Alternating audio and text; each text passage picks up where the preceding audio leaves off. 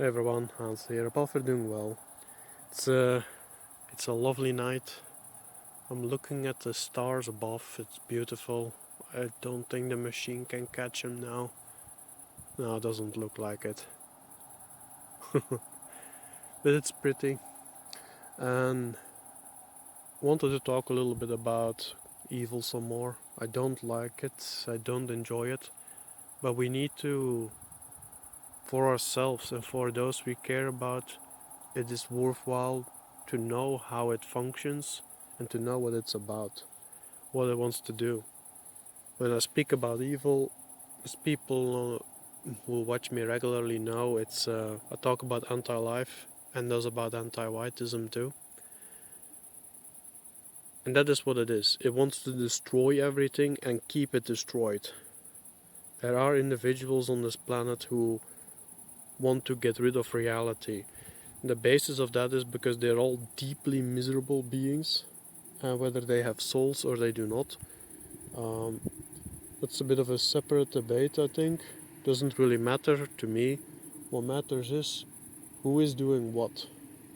What are they responsible for? You're responsible for all you do, whether it is good or vague or evil. One of the three. And in a certain sense, you could even say you're responsible for what you do not do. But that is again, that is something I apply on myself. It's one of the reasons why I'm making these videos. I do not want to be responsible for not making these. But that's just me. So, Boromacni Leatherscraps is a YouTuber who had an interview or was interviewed by Southern Nordic, who is another YouTuber. Good guys, definitely worth looking into. And Bor said something very interesting. He said that evil procreates, that child predators procreate through abusing children.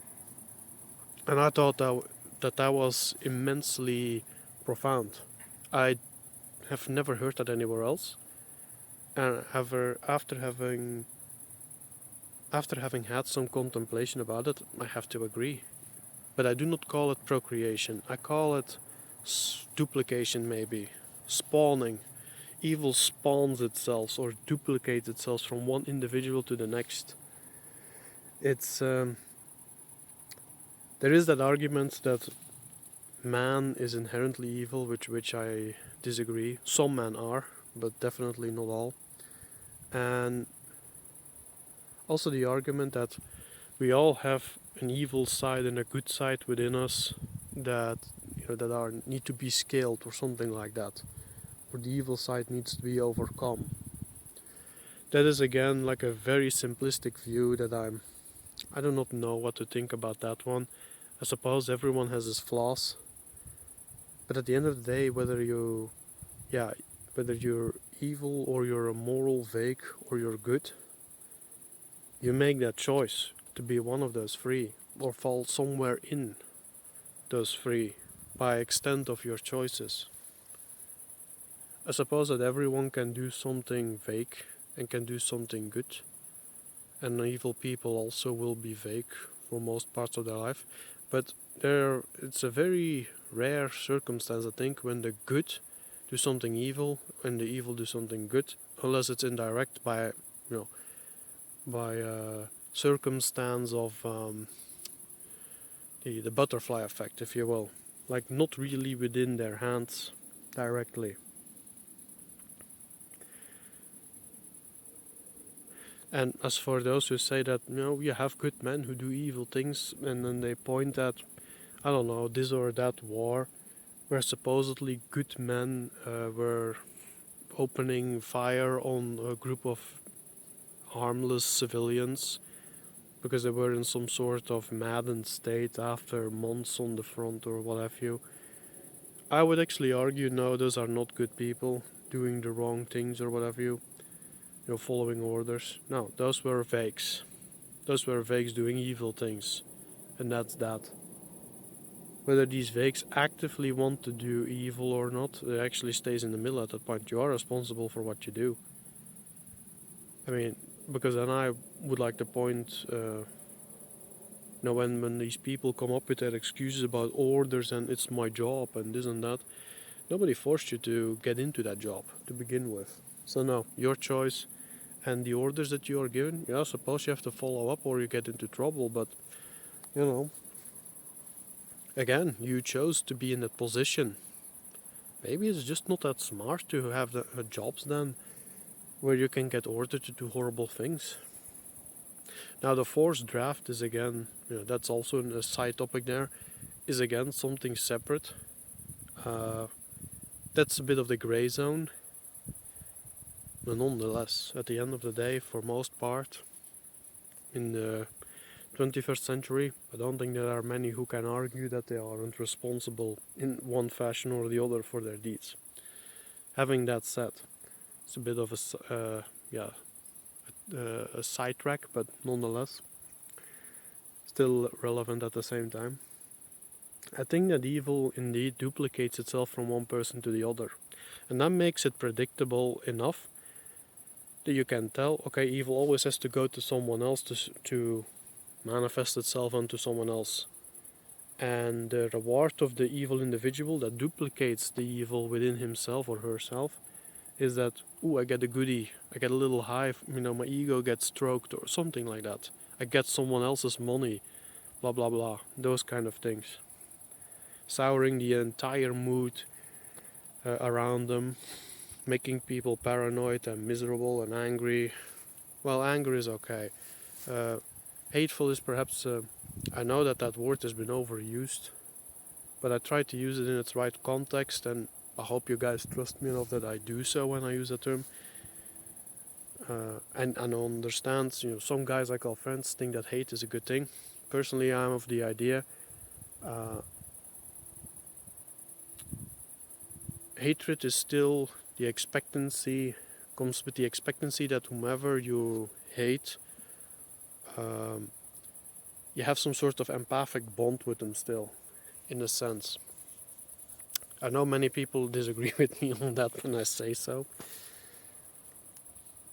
But being indifferent to evil and dealing with it when it shows up on your front door, so to say, or gets in your face, can still be done. You do not need to be emotionally invested to handle someone who's trying to hurt you or what have you. In fact, having your emotions in check can actually be powerful. And yeah, that's what I have to say on that. If some prefer to be if some think that hate is a good thing, all power to you if you think it works for you. Personally, I'm not of that idea. So in this context, I'm gonna say that, becoming hateful and all of that, it saps the energy from you that you can use for something else that's healthy, wholesome, builds you up, builds others around you up, all of the good stuff. I suppose also, in regards to its duplication, evil individuals will always go to someone who is in a lower weight class if they can help it, or if they are outnumbering and outarming, I guess, outgunning the ones that they want to victimize. That's when they'll go for it, because evil people, well, big surprise, most of them at least want to live still, miserable as their life is. It's a bit funny that way, isn't it? They're the most miserable beings on the planet, but they want to they want to hang around, they want to parasitize from life a little bit more. Some more drugs here or some more abusing others there, getting all these little dopamine hits, thinking they're so mighty. Yikes. The bottom dwellers of society. But then again, they can be in all places of society at the same time. If you know that evil jumps from person to person, well, if you go down the line, it can jump from pauper all the way up to king. And I think most people realize that on some level, but have not considered it in this fashion. It's also something typical with evil people, is that they do form packs, hyena packs if you will, as I like to call it. And they'll laugh at their victims and they yip and they bite and blah blah blah until they have nothing else to go after, and then they go after each other, or it's like a whole mess of both at the same time. But good people get hurt in the meantime too. Imagine evil being in a position in an artificial system, for example, and it gets into a seat of power, and from that seat it just spreads all its evil, duplicates it among thousands, via some sort of device that they might be holding in their hand, or might be watching every evening after they have done their job again for the day. Sure, good people can be doing the same thing, right? And all the better, if it is so. But what does history tell us? History tells us that every civilization in the end has its system overrun by, among incompetents, some truly vicious characters who usually are the big call sign that civilization is about to fall on top of its own, or fall apart, implode, whatever you want to call it. Not by any force of arms or what have you, well, although in some cases that definitely took place.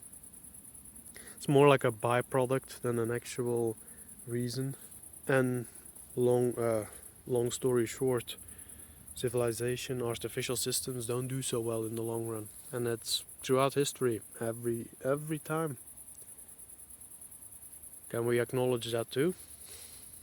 I know that many like the artificial societies, like civilization, because they associate it with a lot of good things. But is that association well founded? Is it always true? Or maybe was it once all true, but did it change? And are you willing to face it if that is so? If you understand it, if we all understand this as it is so, having borne Magni's idea in mind that it procreates via abuse, or as I would call it duplicates via abuse, because it's just a little bit of a difference in terms, but it comes down to the same thing. And we marry that to recognizing evil. Like in all the videos I've made on it before, if we can recognize evil, if we understand how it behaves, what it is after, which is destroying everything in the long run, sucking all life away, parasitizing life itself. Can you imagine it? And I know that is gross. I know that a lot of you will be absolutely disgusted by the idea, and it is unpleasant to deal with it. But guess what? If you feel unpleasant by that, there is something good in you. And that goodness is something that you, as I would say, it's a verb. You need to train your goodness. You need to train to be an avatar of nature, if you will. And if enough of us do that, well, we might just put a stop to evil forever. Just one more point, perhaps, to end on a happy note. It's the same with good. Good is also a force, but it's married to nature, always.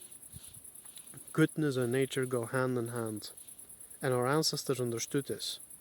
Doesn't require any particular systems, doesn't require people in special robes with special hats or fancy cars or whatever it's going to be to tell you what to do and this and that. It's about taking responsibility and being your own person. It's taking hold of your own life, and that is something that we can do for each other as well. As sure as there is a lot of evil in the world, there is also a lot of good.